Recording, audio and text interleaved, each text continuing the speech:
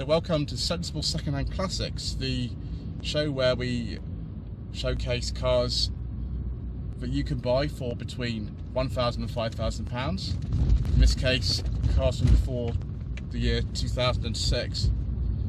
And we talk about them in a sensible manner, with a restricted budget. And today we're driving one of possibly the most controversial cars I think you could have bought in the 2000s. This is a 2004 Chrysler Crossfire.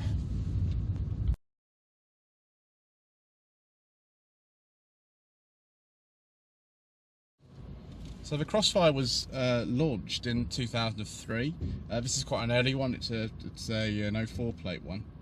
And there was just one engine available in the Crossfire. It was a 3.2 litre V6, developed by Mercedes-Benz. Daimler and Chrysler was the partnership between Mercedes and Chrysler at the time. So this is very heavily based on the contemporary Mercedes-Benz SLK. I think it's called the R170 from what memory. It's very dark in here, and I do apologise. There's not an awful lot that I can do about it. It's yeah, just the way that it goes.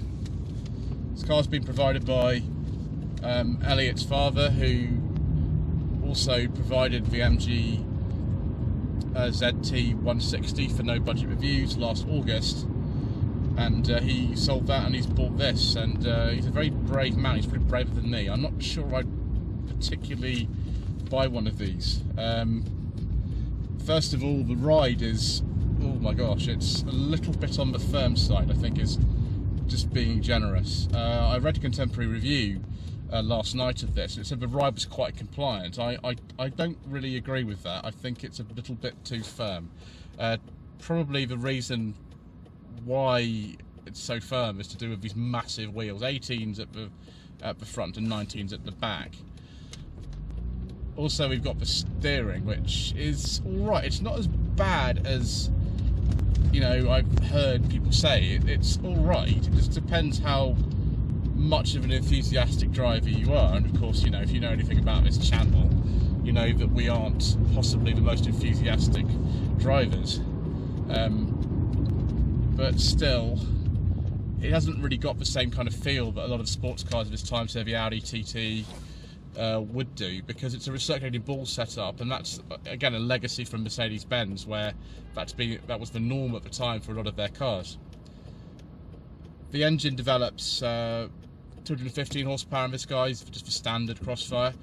We didn't really have trim levels as such, ones we got over here.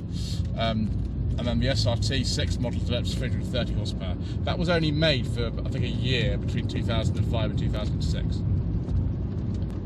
Certainly punchy enough. I mean, you know, 0 to 60 in this car is about 6.3 seconds, which is pretty fast. With this automatic gearbox, the Mercedes 5G Tronic unit is a little bit less. There was a manual box available, but given that was from a Jeep Wrangler, I wouldn't perhaps recommend that particular gearbox option. The cabin feels quite cramped in here. My head's right against the ceiling. I mean, the driving positions, I suppose it's okay, but it's just not really the car that I would choose to do too much into. It's supposed to be a Grand Tourer, really, than just a sports car, but it is just a bit too cramped for that, and also the ride is a bit too firm. I mean, I love the styling, and it's not as bad to sort of drive as I thought it would be, apart from the ride. It's okay, but yeah, it's not possibly the best car that we've ever featured on this channel.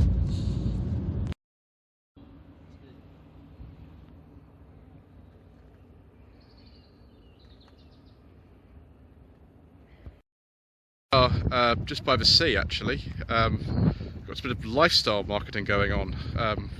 Got some boats and things. So the outside of the Crossfire, it's one of these things either people really love or really hate. I don't think it's too bad. I think this is a nice looking car, actually. I don't agree with what Jeremy Clarkson said about, you know, the sort of dog on the haunches and things. I think it's quite a nice looking car. I don't know about these massive wheels. I mean, they're really oversized for sort of what you get, because it, you know, the ride is a bit rubbish, to be honest. It's not great. 18's on the front, and actually I think these are 19s on the back. So different sizes to this. One of the issues with one of these cars is, well, just the whole sort of rear. I mean, if you open up the boot, that latch is a very common thing that breaks, and I'm going to have to put that back in a sec. Also, we've got rust and more rust, and the boot I think is about 210 litres, and yeah, there's no spare wheel or anything in here because they wanted to fit larger wheels. There's, you know, some stuff under there which belongs to Elliot's father. I won't lift that up, but you can put that over the top of your stuff to, you know, just hide it from potential thieves. We'll just flip that down like that to make sure the boot closes.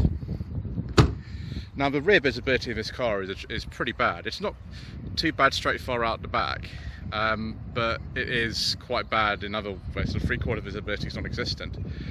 Twin tailpipes in the middle, and also parking sensors, which you are going to need. It is, you know, it's not a particularly old car, but I think these will become classics, and some of them already are. You know, I've seen these advertised for sort of £8,000. I mean, this one didn't cost anywhere like that, and we're well within our budget today, for a change. But yes, I think it looks all right, this car. If we go inside, you can see straight away this sort of Mercedes-Benz influence on it, although it prominently displays the fact you're driving a Crossfire. So if we just get in, and the first thing unfortunately you're met with is this really quite ugly big Chrysler steering wheel, which looks like it's come straight out of a 300C. Dials are different from Mercedes as well, but the moment you see things like this and this, you know that this is a you know, Mercedes-Benz product, really, and 39% of the components are shared with a Mercedes-Benz.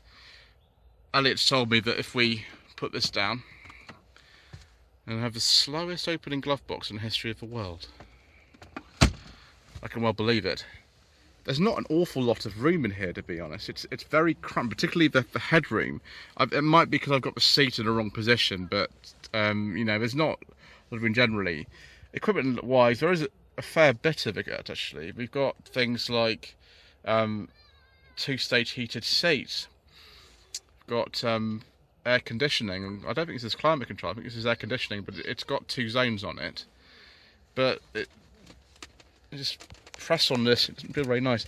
Mercedes-Benz 5G-tronic gearbox, normal handbrake amazingly in this car as well, and then you've got a sort of whatever that was supposed to be, and then we've got more kind of, oh dear me, that sounds bad.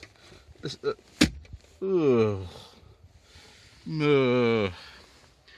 it's not broken in a sort of 17 years and 80,000 miles, so it can't be that bad, but you know, there we are. Right, let me just put the key in and we'll be back in a second.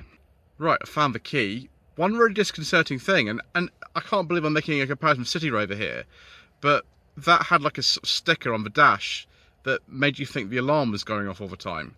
This, you think the traction control is constantly broken because there's a warning sign permanently on. I haven't got the key in or anything. Look, the key is here, key's there, and it's just permanently there. So you think there's a problem, and of course there's not. So if I just put the brake, so we can turn it on, and you know, there are the other warning lights. For some reason, traction control one is there, and that is on. If I turn, it's still there, just not as bright, which I think is terrible. The dashboard is very, very weird in terms of how it feels. That sort of feels like it's soft, or like an attempt to be soft. That's all sort of hard and very sort of Chrysler Sebring. Now, I actually once drove a Chrysler Sebring as a loan car from a dealership in about 2009. It was a 07 model, and that had the interior quality of one of those little trays from a pack of Boaster biscuits. And you know, some bits in here do feel very Boaster biscuit like the broken cup holder, for example, which apparently is a really common fault on these cars. So if you just pull the door a little bit towards me, door card again just feels really, really strange. It's kind of soft, but not very nice to touch. I think this is vinyl as opposed to leather. Just, it's all very inconsistent and a bit strange. And of course you've got, the fact that you keep trying to change lanes with the cruise control stalk because it's a Mercedes item. We do have kind of something funny going on here. That's an electrochromatic mirror, I think. And, just sort of bits and pieces. I mean, it's alright, but it's not the best quality. Do have a little oddment storage space. No rear seats, of course, because this is based on SLK and that doesn't have rear seats either.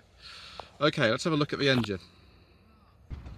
So here's the engine, one gas strut, or rust. This is a 3.2 litre V6 engine. It's definitely Mercedes-Benz. We can see Mercedes-Benz little stars everywhere. We've got one just there. We've got another one just here. We've got another one just here. We do have a couple of Pentastars around as well, though. If we sort of go here, you can see it says Safeguard and there's a Pentastar there. This engine develops 215 horsepower. There was the SRT6 model which developed about, I think it was about 330 horsepower. That had a supercharger. So yes, the engine bay looks reasonably easy to maintain. Longitudinally mounted engine, of course. Doesn't seem to be too much wrong in here actually. It looks pretty good. There's not too much sort of going on apart from the rust up there. Bonnet mat is in good condition. Yes, I mean, you either sort of, I suppose, love the look of the car or you hate it. Wonderful.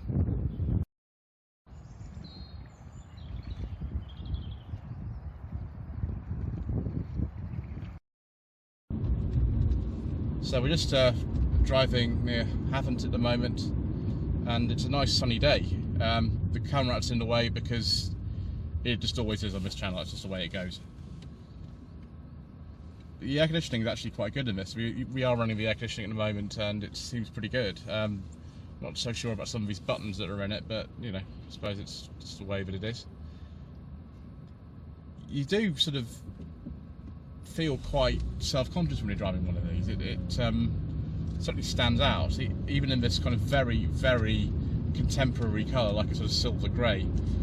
When we were queuing up yesterday, my lady wife and I were queuing up outside church in the social distancing queue. That's what you have to do when you go to church. There was a friend of mine who was there, and there was one of these parked outside. It was a Roadster. There was a Roadster version available from 2004. And she said, "Oh, that looks really nice." And my wife said, "Oh, yeah, it does look nice." And I do think they look quite nice. The rear three-quarter aspect of these possibly isn't their best angle, but for the sort of money that you pay for one of these, I mean, decent ones start at about £2,500. You can get ones for a little bit less than that. You probably don't want to spend that. And there are some that are selling for about £8,000. So someone thinks they're classics, even if I'm sure some of you in the audience don't possibly think that should be a name attached to them. But it's all right. It's not my favourite. I don't think I hate this car or anything particularly, like some people do. But yes, you just kind of think maybe you could have just bought the Mercedes. I think they were even made in the same country, because this is made by Karmann in Germany. My memory escapes me now as to where the SLK was made at the time. But yes, it's an interesting car. There's no doubt about that. It's fascinating, but whether it's fascinating for the right reasons, I think I'll let you decide that.